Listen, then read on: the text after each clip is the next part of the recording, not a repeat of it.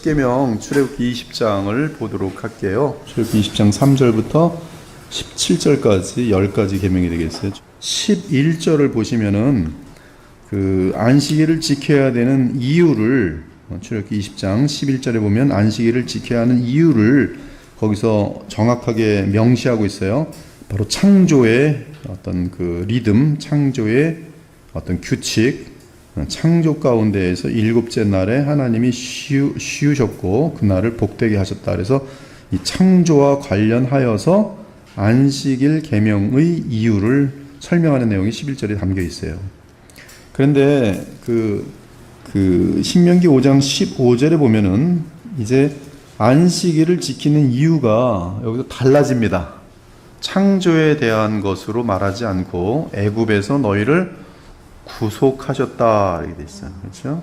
강한 편팔로 거기서 인도하여 내셨다. 그러므로 그래서 여기 보면 구원하신 그 놀라운 애굽 종되었던 곳에서 우리에게 자유를 주셨다. 예수께서는 이 두 가지가 다 완성됩니다. 안식일의 주인이신 예수님은 창조주 하나님이실 뿐만 아니라 우리의 영원한 구속자세요. 그래서 예수님은 이 십계명에 있어서 제4계명의 주인이 되셔서 공관복음을 보면은 예수께서 나는 곧 안식일의 주인이라. 안식일은 우리를 창조하신 하나님이실 뿐만 아니라 우리를 구원하신 그 거룩하신 구속자.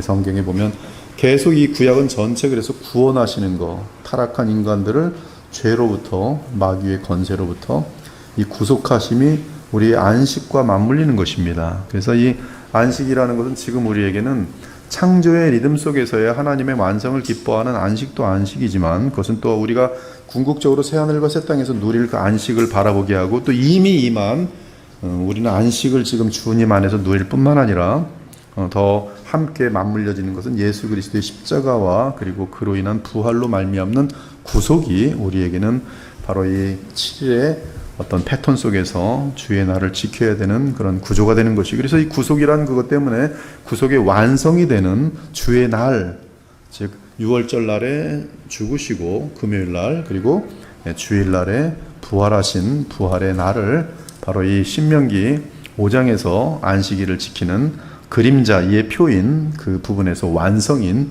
바로 주의 날로 우리는 안식일을 지키는 것이, 그래서 이제 주의 날은 크리스찬 안식일이에요. 크리스찬 안식일. 지금 보면 여전히 안식교라는 데서는 이 토요일 날 안식을 지킵니다. 그들은 예수 그리스도의 구속에 대해서 흐지부지하게 감사하지도 않고 그 의미를 두지 않고 여전히 무식한 방법으로 무슨 창조의 정도만 생각하면서 율법에서 벗어나지 못하는 그림이지만 우리는 이 모든 것의 이유는 죄에 물든 우리를 구속하심과 함께 창조의 완성을 바라보고 있는 예수 그리스도 안에서의 진정한 그러한 성경의 완성을 볼 수가 있는 것이. 다시 그 출애굽기 20장으로 돌아가서 우리는 제1계명 너는 나 외에는 다른 신들을 내게 두지 말라, 이건 외우셔야 됩니다. 이걸 꼭 문자 그대로 외기 싫은 사람은 적어도 하나님 외에는 다른 신을 섬기면 안 된다, 이러면 1계명을 외운 것으로 간주할 수 있어요. 제2계명은 되게 길어서 이거 상당히 중요한 내용이 담겨 있다는 뜻인데 그 2계명의 내용을 요약하면 우상을 만들지 말라, 제2는 우상을 만들지 말라, 우상을 통하여 나를 섬기지 말라. 그리고 거기에 대한 내용이 쭉 나와 있어요. 너희들이 그 예배에 대한 바른 예배를 드리지 못할 때 그것은 너희의 자녀들에게 저주가 되든지 아니면 축복이 되든지가 될 것이기 때문에 이 예배에 대해서는 너희는 우상을 따르는 방법이 아니라, 세상을 따르는 방법이 아니라 하나님이 요구하시는 방법, 그래서 뭐뭐 하지 말고 정확히 나오면서 우리는 지난번에 regulative principle, 즉 예배의 규정적 원리다. 즉 예배가 말하는 대로만 예배하면 되는 것이, 말한 대로 성경이 말하는 것만 예배를 드릴 때 우리는 이 우상 단지이기 때문에 성경이 말하지 않은 것을 예배에 끌어들여오게 되면서 우상을 섬기는 것으로 달려갈 수밖에 없도록 돼 있어요. 그래서 이 모세가 시내산에서 율법을 받을 때에도 당장 그 율법을 받고 있는 그 엄청난 순간에 땅에서는 곧바로 금덩어리들을 다 모아 놓고서는 우상, 금송아지 우상을 만들고서는 거기서는 이 금송아지 우상이 너희를 애굽에서 구원하여 낸 여호와라. 얼마나 무서운 그런 일들이 발생합니까? 근데 이러한 예배가 우리의 이미지네이션, 인간의 생각에 맡겨질 때 인간의 예배는 순식간에 타락하여서 우리 자녀들은 바른 예배를 드리지 못하게 된다. 이것이 윌리엄슨이 지난주에 제2계명과 함께 알려준 내용의 대단히 중요한 핵심입니다. 이것은 리폼드, 개혁주의에서 예배에 대한 어떤 너무나 아름다운 규칙이죠. 그러므로 우리 교회가 리폼드에 서 있는 교회로서는 성경에서는 예배가 무엇으로 드리냐면 오직 영과 진리로 예배할지니라. 이것이 예배의 모든 것이 영과 진리, 진리 대신 예수 그리스도, 진리 대신 하나님 말씀, 그리고 성령의 역사를 통한 하나님과의 교통이. 그래서 이 참된 예배는 다른 많은 것들이 들어가면 안 되고, 그래서 이제 개혁주의 교회는 그 이후에 예배에서 제일 소중한 것은 말씀 선포, 그리고 대제사장적인 그러한 어떤 예수 그리스도의 중보적 기도가 있으니까 그것을 대신하는 어떤 도구기도, 예배를 위한 도구기도. 그래서 말씀 선포, 도구기도, 그리고 헌물을 바쳐야 되니까 헌물 바침, 그리고 베너딕션, 예배에 대한 성삼위 하나님의 이름으로 축복하는 것. 이 정도가 기본 예배의 틀이 되겠어요. 여기다가 자꾸 무엇을 붙이면은 이제 복잡해지는 거예요. 그래서 우리는 예배 가운데서 우리가 하나님께 드릴 것은 찬양과 헌물이 있고요. 받는 것은 우리 하나님의 말씀과 축도를 받는 것이 그 중간에 이제 기도가, 대표 기도가 들어있다고 보시면 되겠어요. 그래서 예배 시작과 함께 예배의 마무리, 그리고 그 중간에는 바로 이 정도 간단한 규격만 들어가는 것이 바로 하나님께서 안전하게 받으시는 예배가 돼요.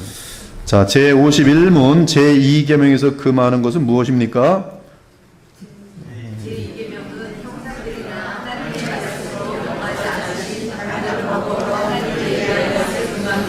네, 제52문 제2계명에 첨부된 이유라고 보다고 내용이라고 보시는 게 낫겠죠. 첨부된 내용은 무엇입니까? 첨부된 내용은 우리를 다스리시는 하나님의 주권과 우리가 그의 소유물인 것과 그분 자신의 경배에 그가 갖는 열정입니다. 거기 보면 2계명의 뒤에 붙어있는 내용들에 대한 첨부 내용에 대한 설명이에요. 너희가 어떤 형상도 보지 못했은즉 너희는 깊이 삼가라. 그리하여 스스로 구별하여 자기를 위해 어떤 형상이든지 우상을 새겨 만들지 말라. 남자의 형상이든지 여자의 형상이든지. 예배와 관련해서는 절대로 하나님은 무한하시고 영원하신 분이신데요. 무한과 영원이라는 것은 시간과 공간에 속하지 않는다는 뜻이에요. 시간과 공간을 창조하신 하나님은 시간과 공간에 속한 우리로서는 그분의 어떤 모습도 어떠한 것도 이미지네이션 할 수 없습니다. 하나님의 실체는 우리 피조물로서는 알 수가 없어요. 그 하나님은 우리를 창조하시고 모든 만물을 창조하시고 만유 가운데 계십니다. 그래서 이 범신론들이 헷갈리는 거예요. 그러나 범신론으로만 계신 것이 아니라 만유 가운데 계시는 하나님의 신성이 모든 피조물 가운데 있지만 하나님 자체는 존 칼빈이 말한 것처럼 저 너머 하나님이세요. 즉 창조주로서 시간과 공간을 초월하시는, 그 밖에 계시는, 하늘에 계시는. 여기 하늘은 두 가지 개념입니다. 하나는 제3천층 하늘을 얘기할 수도 있고요. 또 뭐 스카이 또는 우주, 또 그 다음에 이 제3천층 낙원이라 하는 그런 하늘일 수 있고요. 그러나 이 세 가지 하늘 전체도 피조의 세계예요. 피조의 세계. 천사들도 피조된 존재들입니다. 영적인 존재들도 피조의 세계예요. 여러분 인간은 영적인 존재입니다. 그러나 여러분의 영은 시작이 있어요. 시작. 영혼이 있었다가 이렇게 뭐 살만 붙은 게 아니라 여러분의 영혼은 시작이 있어요. 그리고 그 시작과 함께 영원이 존재합니다. 영원이 존재하지만 그러나 영원한 존재라고 말하지 않아요. 왜? 시작이 있기 때문에. 근데 하나님은 시작이 없어요. 무한하세요. 영원하세요. 천사 영적인 존재입니다. 영원한 존재예요. 그러나 천사의 시작이 있어요? 없어요? 있어요. 그래서 피조물이. 이걸 정확히 아셔야 돼요. 피조된 거예요. 없었던 존재가 생겨난 거기 때문에 피조된 것이. 근데 하나님은 그 세계가 아니에요. 하나님께서는 하나님의 세계예요. 그건 우리가 알 수 없어요. 그렇기 때문에 하나님은 그 영광으로는 이 피조물의 세계 속에 자기의 영광을 나타내고 상징적으로 나타낼 수는 있겠죠. 심지어 사람의 모양으로도 나타낼 수 있어요. 구약에서는 여호와 하나님께서 천사로 나타나시는데, 물론 이 모든 것들은 그 예수께서 몸을 입으시기 전에 하나님의 말씀, 독생하신 하나님께서 구속자시기 때문에, 거룩하신 이시기 때문에 구약에서도 여호와의 천사로 등장하신 분은 우리는 거의 예수께서 몸을 입기 전에 구약에 나타나시는 그런 현상으로 보는 것이 정상일 것이. 그럼에도 불구하고 이 하나님의 세계는 우리로서는 알 수가 없어요. 그러므로 그 하나님에 대한 어떤 형상을 빚어서 만든다든지 이런 것들은 절대로 이것은 우상 숭배로 연결되는 거기 때문에 절대적으로 금해야 됩니다. 있을 수가 없어요. 2번 내가 너에게 명령하는 이 모든 말을 너희는 지켜 행하고 그것에 가감하지 말지니라. 이거 얼마나 중요한 말씀이면 이렇게 확실하게. 3번 보라, 우리가 굽혀 경배하며 우리를 지으신 여호와 앞에 무릎을 꿇자. 네. 4번 그리하면 왕이 내 아름다움을 사모하실지라. 그는 내 주인이시니 너는 그를 경배할지어다. 5번 예. 너희는 도리어 그들의 제단들을 헐고 그들의 주상을 깨뜨리고 그들의 아세라 상을 찍을지어다. 너는 다른 신에게 절하지 말라. 여호와는 질투라. 이름하는 질투의 하나님이니라. 예, 이 질투라는 뜻은 지난번에도 말씀하셨지만 질투라는 것이 언약 관계가 없는 곳에서의 질투는 죄입니다. 그러나 언약 관계 속에서의 질투는 사랑의 진심이에요. 그래서 결혼한 부부는 질투를 해야 됩니까? 안 해야 됩니까? 예를 들어서 결혼했는데 남자가 바람이 났어요. 박수 쳐줘야 됩니까? 아니면 질투해야 됩니까? 질투해서 화를 내야 됩니까? 후자가 진정한 사랑이에요. 여호와께서는 우리와 결혼하셨어요. 언약 관계예요. 그러므로 우리가 하나님 외에 마귀를 사랑하거나 마귀를 가까이 하면 하나님은 어떻게 돼요? 질투하신 하나님이. 옳습니까? 틀립니까? 옳아요. 옳은 거예요. 아름다운 거예요. 그만큼 우리를 진심으로 사랑하시는 거예요. 하나님께서. 그런 의미에서의 질투예요. 이러한 언약 개념이 없이 이제 성경을 처음 보는 사람은 하나님도 질투하신데, 질투 그러면 하나님도 질투하는데 나 질투할 거야. 저 사람 5개 있는데 난 1개뿐 질투할 거야. 이러면서 나 합리화시키면 그건 바보가 되는 거예요. 오늘날 제2 계명보다 더 흔하게 범하는 계명이 없기 때문에 우리는 이 계명이 경시하는 몇 가지 방식에 대해서 알아보려고 한다. 제2 계명은 사람이 주 예수 그리스도의 새겨진 형상이나 그림을 만들려고 시도할 때 깨진다. 되게 그 중요한 부분인데요. 예수 그리스도 그분은 하나님이자 사람이세요. 근데 여기서 중요한 것은 하나님이자 사람이신 그분은 하나님의 위격이 3개인데 성부, 성자, 성령이신데요. 이것을 위격이라고 부르기도 하고 품격이라고도 부르기로 해요. 근데 지금 한국에서는 제가 볼 때는 저는 이제 번역자인데요. 거의 위격으로 통일되어 있어요. 이 위격은 영어로는 person, 어떤 지정을 갖고 있는 독립적인 판단 기준이 있는 어떤 자유의지적인 존재가 person인데, 이 서로 다른 person이 하나님 안에 있어요. 성부, 성자, 성령에. 곧 성부는 성령이 아니시며 성령은 성자가 아니시고 성자는 성부가 아니십니다. 단일 신론자들은, 유니테리언들은 성부는 곧 성령이고 성령은 곧 성자고 성자는 곧 성부라고 하면서 구별이 없어요. 이단입니다. 반면에 삼신론자들은 하나님은 3명이라 그래요. 그래서 이 인도의 신처럼 또 무슨 불교의 어떠한 창조, 진화, 또 무슨 사라짐, 이러한 식으로 해서 삼신론자들이 종종 등장하는데, 하나님은 성부 하나님, 성자 하나님, 성령 하나님 하면서 3 하나님이 있다. 이건 완전히 또 이단입니다. 이 성경의 신비는 하나님은 한 분 하나님이신데 그 한 분 하나님 안에서는 서로 다르신 위격이 3분 계세요. 성부, 성자, 성령이에요. 그 중에 사람이 되신 위격은 성자 하나님이세요. 즉 독생하신 하나님이세요.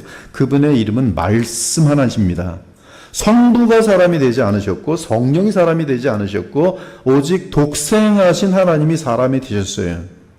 그분이 바로 우리 주 예수 그리스도예요. 근데 그 위격 안에서 이분은 성자 하나님이시며 사람이세요.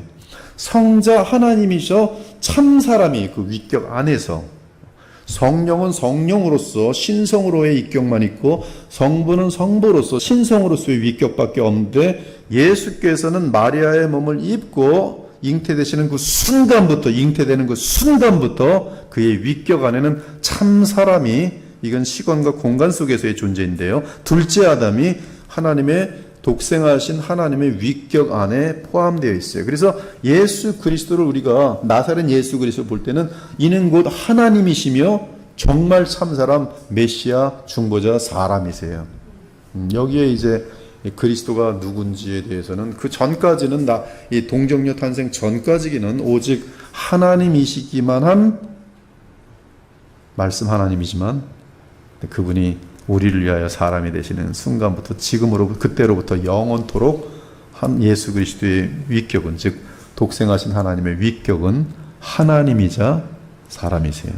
그리고 부활하신 이후로는 하나님이자 완성된 영광의 사람이세요. 그래서 계시록에서는 그를 인자 같으니, 사람과 같이 생겼는데 영광 가운데 계시고 그의 신성과 신비하게 연합되어 있는 존재란 뜻이, 신비하기 끝이 없어요. 우리가 신앙생활하면서 이 모든 신앙에는 우리가 하나님의 계시를, 하나님께서 주신, 그분이 우리에게 자신을 보여주신 그러한 계시를 볼 때 이것을 우리는 알 수가 없습니다. 피조물로서는 그냥 계시는 받는 거예요. 오직 받을 수밖에 없어요. 제 마음속에 제가 말하지 않으면 우리 아내도 모릅니다. 제가 지금 무슨 생각을 하는지. 그러나 방금 나 이런 생각했어요. 그러면 그 말을 하는 순간 아내가 안단 말이에요. 근데 하나님께서 우리에게 알려주지 않으면 하나님의 생각을 우리는 알 수 없습니다. 그러나 하나님께서 자신의 생각을 우리에게 알려주시니 그 생각이 바로 이 성경인 것이. 그래서 성경에 대한 신뢰를 먼저 갖고, 그리고 성경에는 먼저 하나님이 누구신지에 대해서 알려주는데, 이 하나님에 대해서 알려주는 것이 인간의 이 논리와 이성을 초월해요. 근데 그 초월되는 부분에 대해서는 믿음으로 받는 것이, 믿음으로 받고 그리고 나서 그 믿음 안에서 우리에게는 논리라는 이성적인 부분이 자연스럽게 진행되게 돼 있어요. 그래서 이 논리 때문에 신학이, 조직 신학이라는 것이 가능하고 성경 신학이라는 것이 가능하고 신학이라는 것이 가능해지는 거예요. 신학은 모순이 없습니다. 신학은 대단히 정교해요. 머리가 아주 이성적으로 뛰어날지라도 성경은 조금도 모순되지 않아요. 단지 성경에는 우리가 믿어야 되는, 믿음에서 시작돼야 되는 부분이 반드시 있어야 될 뿐이에요. 하나님의 존재와, 그리고 하나님의 성삼위 하나님, 그리고 바로 지금 말씀하신 이 성자 하나님의 위격에는 그가 마리아로부터 잉태되는 순간부터 그는 하나님이자 곧 사람이신 위격이. 근데 그 예수님에 대해서 우리는 우상 범죄를 많이 범할 수 있다는 것입니다. 그래서 이 예수 그리스도의 새겨진 형상이나 그림을 만들려고 시도할 때 제2계명은 깨뜨려진다. 제2계명을 범하는 것이. 성경은 우리에게 한 분 하나님을 가르친다. 아멘입니다. 성경은 우리에게 세 위격, 즉 아버지, 아들, 그리고 성령을 본질에 있어서 같으시고 능력과 영광에 있어서 동일하신 한 분 하나님으로서 경배하도록 가르친다. 아멘입니다. 그래서 바울은 우리에게 말한다. 하나님을 금이나 은이나 돌에다 사람의 기술과 고안으로 새긴 것들과 같이 여길 것이 아니니라. 그리고 이사야 선지자는 묻는다. 그런즉 너희가 하나님을 누구와 같다 하겠으며 무슨 형상을 그에게 비겠느냐. 어찌 삼위일체 하나님의 형상을 만들어낼 수 있으며 우리가 무엇을 가지고 비교할 수 있겠어요? 비길 수 있는 게 없습니다. 그것은 아무것도 만들어낼 수가 없어요. 예수 그리스도를 눈에 보이게 할 수 있는 것, 그건 오직 하나님이 허락하신 것밖에 없어요. 뭐예요? 성만찬이. 그래서 성만찬은 visible gospel이에요. 즉 보이는 복음이. 성만찬은 곧 예수 그리스도의 피와 살을 우리에게 보여주신 하나님의 방법이에요. 그거 외에는 예수 그리스도를 우리에게 보일 수 있는 방법은 없어요. 그것은 인간의 이미지네이션이 거기 들어가게 돼 있어요. 그래서 제2계명이 깨지는 거예요. 우리는 오직 하나님께서 제정해 주신 성만찬으로만 예수님을 볼 수가 있어요. 중요하죠? 형상을 그에게 비기겠느냐. 예레미야 선지자가 다음같이 말하는 것은 당연하다. 사람마다 어리석고 무식하도다. 은장이마다 자기의 조각한 신상으로 말미암아 수치를 당하나니 이는 그가 부어 만든 우상은 거짓 것이요 헛것이요 망령되이 만든 것인즉. 구약에서는 성삼위 하나님께서 말씀 하나님이 아직 사람의 몸을 입고 있지 않으셨기 때문에 여호와의 형상은 이 보이는 어떤 형상으로 절대로 만들 수가 없어요. 신약에서는 하나님의 형상 속에서 오직 예수 그리스도에 대한 것만 성찬이라는 것으로 보일 수가 있어요. 그리고 그 외에는 아무것도 허락이 안 돼요. 나머지는 예수 그리스도에 대한 어떠한 형상도, 하나님에 대한 어떤 형상도 우상 숭배죄가 되면서 제2 계명이 무너지는 것이. 그렇지 않으면 레귤러티브 프린시플에 의해서 사람들은 계속 이미지네이션에, 아까 말한 것처럼 이거 다 사람이 지어낸 거지. 자기 멋대로 믿는 예수님이죠. 개신교들이 이러한 악을 인지하고 있었던 때가 있었다. 종교개혁들이. 그들은 로마 가톨릭 교회 안에 있는 형상들을 보고 그것은 제2계명을 어기는 것이라고 이해했다. 비록 로마 가톨릭 교회가 그들은 이러한 형상들을 경배하기를 원하지 않고 단지 그 형상들을 통해 주님을 경배하기를 원한다고 조심해서 말했음에도 불구하고 개신교인들은 그리스도의 형상이나 모양을 만드는 것은 잘못된 것임을 알았다. 하지만 요즘은 많은 개신교인들이 로마 가톨릭 입장을 받아들인 것처럼 보인다. 그들은 이 사실을 깨닫지 못하고 있는지도 모른다. 그들은 여전히 신상, 즉 조각해서 만드는 거죠. 그 다음에 초상, 그림. 거기는 이제 뭐 형상과 초상에 대한 그런 논쟁도 있었지만 어떤 거기에 중요한 차이가 있다고 생각할지도 모른다. 그러나 제2계명은 그 둘의 차이를 인정하지 않아요. 둘 다 우상숭배예요. 그 계명은 주의 어떠한 형상을 만드는 것을 금지하는 것과 마찬가지로 어떠한 닮은 모양을 그리는 것을 금지한다. 자, 그리스도의 그림에 대한 그릇된 주장. 하나의 중요한 주장이 예수님의 이러한 형상들과 초상들을 변화하는데 항상 사용되어 왔다. 그 주장은 그러한 형상들 또는 초상들은, 이 형상들 우상이고요. 초상들은 그림이에요. 하여튼 예수님에 대한 그림 또는 예수님에 대한 어떤 우상 형상들. 단지 그분을 회상하는 도구로서 또는 자녀들의 교육 수단으로서 유용하다는 것이다. 그럴듯하죠. 항상 인간을 위해서. 이에 반대하여 우린 다음과 같은 결정적인 사실들을 믿는다. 자, 우리는 예수께서 실제로 어떻게 생기셨는지 알지 못한다. 예수님 어떻게 생겼는지 아무도 누구 몰라요. 일부러 하나님께서는 그렇게 하셨어요. 예수님에 대한 생김은 아무도 모릅니다. 아무도 몰라요. 상상도 못해요. 사실상 우리는 그분의 육체적인 외모가 어떠한지 전혀 알지 못한다. 어떤 예술가가 자기 생각으로 예수님의 그림을 그린 후 이것은 예수 그리스도의 그림이라고 말하면 그는 거짓말하는 거예요. 자기의 뭐에서 나온 거예요? 자기의 이미지네이션에서 나온 예수의 모습이. 그 그림은 거짓이요 조롱거리. 둘째, 우리가 그러한 유사물을 만들 때 우리는 예수 그리스도의 인성을 그분의 신성으로부터 구별된 것으로 하여 생각한다. 우리는 지금 예수님의 신성을 표현하는 것이 아니라 그분의 인성을 표현합니다. 라고 멋있게 얘기할 수 있어요. 이때 네스토리안에 빠지는 것이에요. 즉 예수 그리스도의 신성과 인성을 구별하여서 예수님의 인성을 그려내는 것은 이것은 네스토리안이라는 이단에 빠지는 것이. 왜? 그 위격 안에서는 이 두 신성과 인성이 떨어질 수가 없어요. 연합되어 있어요. 물론 예수 그리스도는 사람이심이 매우 분명하다. 그러나 그분은 또한 하나님이시다. 하나님이시며 사람이신 그분을 그려낼 수 있다? 그건 불가능해요. 그리고 그분은 한 위격 안에서 하나님이며 사람이시다. 우리는 어느 때라도 한 본성으로 다른 본성을 떼어내서는 안 된다. 모든 사람이 아버지를 공경하는 것 같이 아들을 공경하게 하려 하심이라. 이때 아들은 나사렛 예수시면서 동시에 그분은 누구예요? 독생하신 하나님이세요. 하나님이시면서 참 사람이신 그분을 그려낼 수가 없어요. 그림을 그려면 예수님은 누구뿐이 안 되는 거예요? 사람으로밖에 안 되는 거예요. 신성이 그려지지가 않아요. 우리가 예수 그리스도의 유사물을 만들 때 우린 또한 성경을 불명예스럽게 하는 것이다. 왜냐하면 우리로 하여금 구원에 이르는 지혜가 있게 하는 것은 성경이기 때문이다. 성경에 의해서만 신자는 온전히 공급받을 수 있다. 우린 성경을 예수님의 그림들로 보충할 필요가 없다. 우리는 아이들 교육할 때도 그림을 그려서 아이들에게 예수님을 보여주고 싶은 욕구가 되게 크죠. 자상한 예수님을 잘 그리고 아니면 애들이 좋아하면 꽃미남 예수님을 그려주고. 근데 그러는 것은 지금 성경 자체가 아이들에게 예수님을 보여주려는 그 내용들을 덮어 씌우게 되는 것이죠.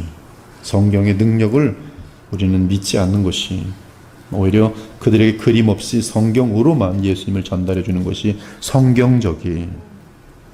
우리의 성경을 이해하게 하시고 거울을 보는 것 같이 주의 영광을 볼 수 있도록 하시는 분은 성령이시다.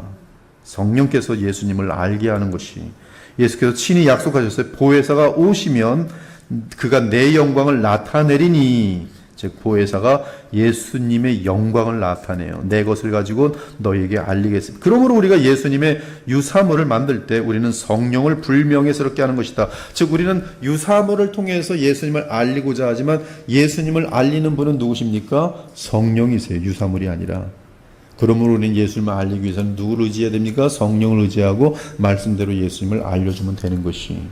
시청각 교육에 대한 도전을 받고 싶죠. 시청각 교육이 이 일반 사람들에게 많은 더 구체화된 그런 지식을 준다고 우리는 믿죠. 그러나 시청각으로 제시하면서 우리는 제2계명을 깨고 예수님을 아이들에게 성경이 제시하는 그대로 제시하지 못한다는 데서 우리 인간들은 그것을 생각조차 못 해보는 것이죠. 그러나 이제 교육을 받았으니까 우리는 그것들을 금하면 되는 거예요. 그렇지 않은 교회들에서 우리는 어떻게 하는가? 한번 얘기는 해볼 수 있어요. 그렇게 하지 않는 것이 그 성경적이지 않습니다. 그렇지만 그들이 박박 우길 때는 싸울 필요 없어요. 그럼 가세요. 우리는 우리끼리. 그럼 우리는 잘 따져보고 정말 하나님이 기뻐하시는 거 무엇인가? 우리는 예수님의 그림을 그리지 않는 것이, 예수님의 형상을 만들지 않듯이 예수님의 그림을 그리잖아요. 그림을 그리지 않는 방법이 뭐가 있어요? 그냥 동그라미를 치든지 뭐 다르게 어떤 묘사가 되지 않는 방법으로 하든지 말로 하든지.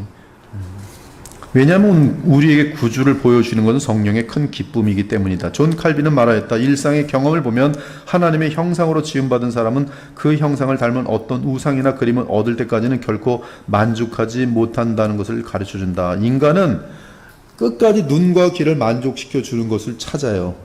하나님은 안 보입니다. 눈과 귀를 만족시켜 주잖아요. 우리 성령으로 우리의 영혼을 만족시켜 주세요. 하나님께서 우리에게 성례를 허락하신 이유는 아마도 눈에 보이는 형상을 보고자 하는 강렬한 열망이 우리 안에 있기 때문일 것이다. 그러므로 존 칼빈은 말한다. 주께서 그분의 말씀으로 구별하신 자연스럽고 상징적인 형상들인 세례와 주의 만찬 외에 다른 형상들을 받아들이지 않는 것은 매우 부적절하다. 그렇죠? 이 세례와 주의 만찬 외에는 우리는 다른 형상을 받을 수가 없어요. 그러나 그것은 하나님께서, 예수께서 친히 세워주신 것이기 때문에 우리는 마음껏 적어도 성찬을 통해서는, 또 세례를 통해서는 우리가 하나님과 및 예수 그리스도의 모양을 거기서 볼 수가 있는 것이. 우리가 앞에서 언급했던 것처럼 이러한 형상들을 지지하는 주장 중 하나는, 그러한 형상이 여러분 계시록 읽어보면은 계속 굉장히 많이 나오는데 그 예수님의 그 모습이 말로 표현이 안 됩니다. 말로 표현이 안 돼요. 지금 그 반모섬에서 사도 요한은 그 영광의 예수 그리스도를 보는데 굉장히 말로 표현이 안 돼요. 최선을 다해서 표현하지만 본 그대로 진실하게. 그러나 우리가 그걸 읽을 때는 이게 도대체 무슨 모양이지? 그래서 사람들은 한번 그 그림대로 그려보면 뭐 되게 웃겨. 입에서는 칼이 쫙 나가고 뭐 여기 뭐 이상한 그림이 돼버립니다. 그러니까 이건 그런 그림으로 해서 이런 예수님을 믿으라 그러면 이상한 예수님을 믿는 거예요. 거기에 대한 여러 가지 그런 묵시적인 그런 표현들을 거기서 또 우리는 이해할 수가 있어야 될 것이. 우리가 앞에서 언급했던 것처럼 이러한 형상들을 지지하는 주장 중 하나는 그러한 형상이 우리의 자녀들을 교육하는 데 필요하다는 것이다. 그러나 하나님께서 그러한 형상들을 사용하지 말라고 하신 중요한 이유 중 하나로 자녀들을 언급하신 것은 주목할 필요가 있다. 즉 제2계명에는 자녀들에 대한 저주와 축복을 얘기하죠. 더더욱 그러므로 제2계명은 조심해야 돼요. 우리 자녀들을 위해서. 이에 대한 이유는 분명하다. 부모와 교사들로부터 무엇을 배우든지 우리는 그것을 사실 및 바른 것으로 받아들이는 경향이 있다. 우리 자녀들은 부모와 목사가 가르치면 그냥 그대로 받아들입니다. 적어도 한 4살부터 예를 들어서 한 15살 이 정도는 그냥 엄마의 권위, 아빠의 권위, 목사의 권위, 학교의 선생들의 권위 그냥 듣는 대로 배워요. 3살짜리가 아니에요 따지면서 듣는 거 봤습니까? 그래 모르죠. 그냥 그대로 그냥 먹는 거예요. 만약 부모들이 자녀에게 이러한 형상들과 조상들이 악하다는 것을 말해주지 않으면 자녀들은 그것들이 괜찮은 줄 알 것이다. 이것이 지난 몇 세대 동안 대부분의 개신교 교회에서 일어났던 일이다. 처음에 예수의 형상들은 주일학교 교제를 통하여 들어왔다. 자녀는 어느새 그것들이 익숙해졌다. 그들은 이러한 예수의 형상들이 문제가 없다고 느끼면서 자라왔다. 이제 성인이 된 그들은 예배의 자리에 이러한 형상들을 들여오고 있다. 스테인드 글라스 창문들이 들어오고 그 창문들에게는 막 예수님의 얼굴도 그려져 있고 뭐 하나님의 얼굴도 그려져 있고 막 그러죠. 모자이크 같은데 많이 있습니다, 여러분들. 그 동방교회 같은데 보면 뭐 엄청나게 많아요. 다 그림들로 가득 차 있어요. 한 성삼위 하나님 다 그려놔요. 그래서 어떤 교회에 가면은 큰 그림을 그렸는데 이게 구름 속에서 세 신이 얼굴 이렇게 내밀고 내려와요. 세 신 누구예요? 성부 하나님, 성자 하나님, 성령 하나님 이렇게 내려다봐요. 삼신론으로 해서 하나님을 묘사한 그림이 동방교회에 크게 붙여져 있어요. 그들은 그림 마음껏 그립니다. 모자이크에 마음껏 집어넣어요. 사람들은 예배를 드리면서 소위 거짓된 예수의 익숙한 형상들을 볼 수 있다. 수년 전 연합장로교회 안에 예배 자리에서 스테인리스 글라스 창문 봉헌식에 사용됐던 양식을 인용한다. 이건 그대로 코테이션에서 붙여놓은 것이에요. 자, 여러분이 제가 목사니까 읽고 저는 이제 가짜 목사가 잠깐 될게요. 여러분은 가짜 회중들입니다. 성부 하나님의 영광을 위하여 예수 그리스도와 그분의 교회를 섬기기 위하여 성령의 소생시키는 능력을 위하여 이 창문에 지금 그림이 가득 차 있어요. 예수님 하나님. 이 아름다운 창문들을 이 교회와 지역사회에 선물해준 친절함과 관대함의 정신을 항상 상기시키기 위해 그리고 이 교회와 회중의 구성원들인 우리가 이 같은 정신을 영원히 본받도록 하나님께 기도하면서 영혼에게 주는 예술의 목회를 위하여 지성인들에게 이 창문들의 디자인의 영감을 위하여 그리스도인의 명상의 통로로서 회중의 생각들의 방향을 위하여 예배 시간 중에 회중의 존재 안에서 그리스도의 형상의 분명한 영향력을 위하여 그리고 주중의 창문들의 조용하고 거슬리지 않는 영향력을 위하여 그리고 전체 지역사회의 선을 위하여 예수님의 건전하고 중요한 가르침을 받아들이기 위해 이 형상들에 의해 제시된 지속적이고 매력적인 초대를 위해 그리고 우리가 계속해서 진리를 추구한다는 제안을 위해 믿음, 소망, 자비, 기도, 기쁨, 사랑 그리고 평화를 우리의 매일의 삶 속에 연습하기 위해 그 예배 이게 뭐야? 그 봉헌식의 창문 봉헌식. 창문 봉헌 예배란 말이에요. 우리가 이런 교육 안 가면 이런 데 참여해서 아멘 하면 박수치고 춤들 치고 뭐 찬양하고 뭐 창문 뭐 박수 난리가 나죠. 좋아서. 끝나고 나서 밥 다 잘 먹고 좋은 예배 드리고 마친 거예요. 교묘한 위험들, 분별할 수 있는 사람들은 예수님의 그림이 일반적으로 인식되는 것과는 달리 대단히 악하다는 것을 알고 있다. 그러나 우리는 예수님의 그림에도 제2계명을 어기는 것들이 많다는 것을 기억해야 한다. 하나님의 말씀에 기반을 두지 않은 것을 종교적인 교육과 예배에 가져올 때마다 그것은 제2계명을 어기는 것이다. 우리는 오늘날 많은 개신교회들이 아무런 성경적인 기반이 없는 것들을 예배 안으로 가져온 것을 얼마든지 볼 수 있다. 여러분 이것을 비판이라고 보면은 아무것도 예배든 뭐든 멋대로 하면 돼요. 인간 멋대로. 이러한 것들이 이렇게 그렇게 따져 그냥 예배하면 되지 이렇게 생각하는 사람이 있어요. 그거는 내 마음대로 내 멋대로 하나님을 예배하겠다는 얘기뿐이 안 돼요. 이러한 가르침이 누구의 편에서 예배는 누구를 위한 것입니까? 하나님을 위한 것임. 하나님이 원하시는 대로 그분에 드려질 때 그분이 받으시는 거지. 하나님 내가 아무렇게나 드릴 테니까 하나님 받든지 말든지 하시오. 이건 거만한 데다가 지금 예배 자세가 전혀 아닌 것이죠. 지금 윌리엄스가 이걸 지금 얘기하는 이유가 뭐겠습니까? 나는 똑똑하고 너희는 모르니까 배워라겠습니까? 아니에요. 하나님이 기뻐하는 예배를 성경을 통해서 알게 된 다음에 그 하나님의 마음, 예수님의 마음을 알고 이것이 하나님이 기뻐하신 예배는 이렇게 조심해서 드리라고 지금 알려주고 있는 거 아니겠어요? 사랑이죠. 자, 가장 큰 장로교회 한 곳을 방문하자.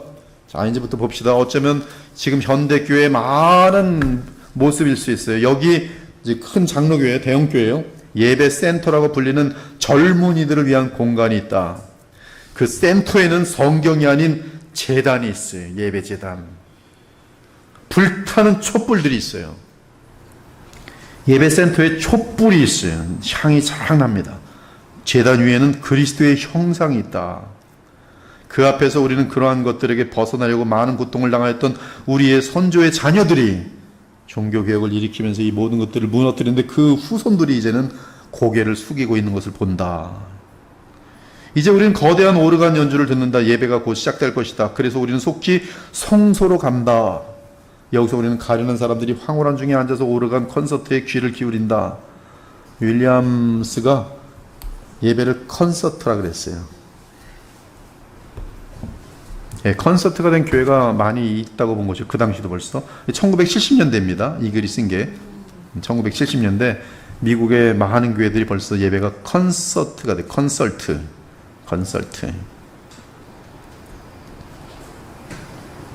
예배가 콘서트가 되니까 신들이 났죠. 자기 자랑하기에 얼마나 기회예요. 자기 장점을 내실 수 있는 예배가 콘서트가 된 수천 명이 모여 있고, 야, 내가 얼마나 춤을 잘 추는지 보여줘야지.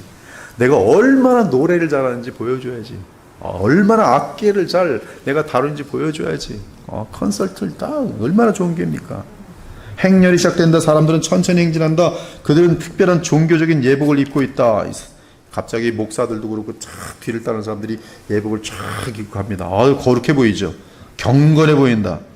근데 그들은 금 십자가를 들고 있어요. 금 십자가 앞에 가서 사제가 또는 목사가 쫙 들고 갑니다. 불이 켜진 촛불들이 있어요. 그들이 모두 제자리에 앉으면 조명이 켜집니다. 그리고 갑자기 목사가 들어옵니다. 그는 검은 가운을 입고 있고 목에 빨간 망토를 두르고 있어요. 설교를 위한 시간은 거의 없어요. 저처럼 설교했던 돌 맞아 죽습니다. 종교개혁 때는 1시간 반 설교. 바울은 에베소에 설교할 때 밤새도록. 다른 모든 순서들이 너무나 많은 시간을 잡아먹었다. 설교는 어떤 좋은 충고와 함께 일상의 삶에 대한 짧은 이야기다. 그리고 나서 동일한 콘서트 분위기와 함께 예배는 마무리된다. 사람들은 좋은 영화를 보았거나 콘서트를 들었을 때 느껴지는 것 같은 가벼운 마음과 흥분된 감정으로 나간다. 한때는 이제 예배를 드라마로 만들었어요. 그래서 예배가 정말로 드라마 한 편 보고 나갔어요. 구도자 예배. 명분은 좋았어요. 불신자들을 복음을 전하는 기회로 예배를 삼아야 된다. 그래서 예배가 구도자 예배, 즉 구원을 위한 예배. 그래서 구원을 위한 예배, 지금 오는 사람들에게 예배를 드리는데, 예배인데 주일마다 드려지는 공예배인데 구도자 예배인데 어떻게 드릴까? 연극으로 드리자. 그래서 연극을 예배 때 갖고 오는 거예요. 그러면 갑자기 이제 탤런트들이 다 총동원돼 갖고 연극을 합니다. 그러면 사람들이 눈물을 펑펑 흘리고, 그래 예수님 막 영접하는 듯하고. 그것이 전 세계를 잠깐 휩쓸었어요. 열린 예배 이런 식으로 방향을 틀면서. 그러나 항상 질문을 그걸 해야 돼요. 하나님이 요구하시는 방법의 예배인가? 하나님을 중심으로 한 예수 그리스도 중보자로 삼은 하나님의 보좌, 거룩한 보좌 앞에 상달되는 예배인가? 그렇지 않으면 뭐 한 거예요? 종교 광란을 한 거예요. 아무리 10만 명이 모였던, 10,000명이 모였던, 아무리 세계적인 오케스트라가 찬양을 했던, 아무리 많은 사람들이 감동을 받았던, 누구에게 상달되지 않았어요? 하나님께는 상달되지 않았어요. 하나님께 상달되는 예배는 반드시 누가 있어야 돼요? 중보자 예수 그리스도가 계셔야 돼요. 없으면 하나님께 갈 수 없어요. 피조물과 창조주의 갭도 너무나 클 뿐더러 죄인들과 무한히 거룩하신 하나님의 갭은 무한히 큽니다. 죄인들이 감히 무한하시고 영원하신 한 위격 안에서 참 사람이며 참 하나님이신 그분 없이 하나님께 나아간다고요? 그것은 아예 성경이 틀렸다고 말하는 게 나아요. 성경은 오직 예수 그리스도 외에는 아버지께로 갈 자가 없어요. 갈 길이 없어요. 예수께서 말하는 건 구원 문제만이 아니라 예배의 문제도 동일해요. 나로 말미암지 않고는 아버지를 갈 수가 없어요. 그래서 예배 때도 항상 우리는 우리의 대제사장, 우리의 왕, 우리의 영원한 선지자 되신 예수 그리스도 의지하여 하나님 보좌 앞에 영원하시고 무한하신 온 우주를 창조하신 하나님, 지극히 거룩하신 하나님께 나아가는 것이, 그리스도 없이는 우리는 갈 수 없어요. 이 간단한 진리를 놓치면 끝나는 거예요.